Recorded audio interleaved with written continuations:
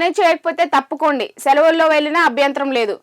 Loop line post కావాలంటే పంపిస్తా, అవసరమైతే ప్రత్యామ్నాయ ఏర్పాట్లు చేసుకోవడము నాకు తెలుసు. కొన్ని రాష్ట్రాల్లో బలవంతంగా రిటైర్మెంట్ అవసరమైతే దాన్ని పరిశీలిస్తా అంటున్నారు రేవంత్ రెడ్డి. ఇక పని చేయని అధికారుల వివరాలను ఈ నెల 4వ తేదీన బయట పెడతా.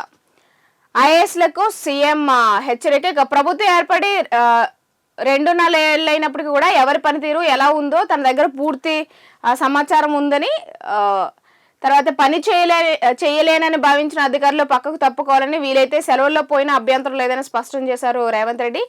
కీలక బాధ్యతలను నిర్వహించలేమని భావించే అధికారులు లూప్ లైన్ పోస్ట్ కావాలనుకుంటే అక్కడికి పంపుతామని చెప్పేసి ఆయన చెప్తున్నారు. మార్చి 6 నుంచి జూన్ 12 వరకు ప్రజాపాలన ప్రగతి ప్రణాళిక.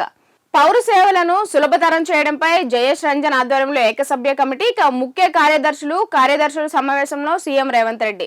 ఇకపోతే కనుక మార్చి 6 నుంచి 12 వరకు కూడా ఈ యొక్క ప్రజాపాలన ప్రగతి ప్రణాళిక అనే పేరుతో ఈ యొక్క కార్యక్రమాలు అనేవి చేపట్టబోతున్నామని చెప్పేసి చెప్తున్నారు. ఇక ప్రజలు కోరుతున్న మార్పును స్వాగతిస్తున్నందునే వరుస ఎన్నికల్లో తమ ప్రభుత్వానికి మద్దతుగా నిలిచారని, వారికి మరింత మంచి చేసేందుకు ముందుకు సాగుతూ తమపై ఉంచిన విశ్వాసాన్ని నిలబెట్టుకుంటామని ముఖ్యమంత్రి రేవంత్ రెడ్డి చెప్పారు. ఇక పారదర్శకత, జవాబుదారీతనంతో ప్రజలు కోరుకున్న మార్పును అందిస్తామనే హామీతోనే ప్రజాప్రభుత్వం అధికారంలోకి వచ్చిందంటూ కూడా ఇటు రేవంత్ రెడ్డి మాట్లాడడం జరుగుతుంది. ఇకపోతే కనుక ఈ కార్యక్రమానికి సంబంధించి ఎలాంటి ఏర్పాట్లు చేయాలనే దానిపైన నిన్న ముఖ్య కార్యదర్శులతో కూడా చర్చించినట్లుగా అయితే ఇక్కడ తెలుస్తుంది.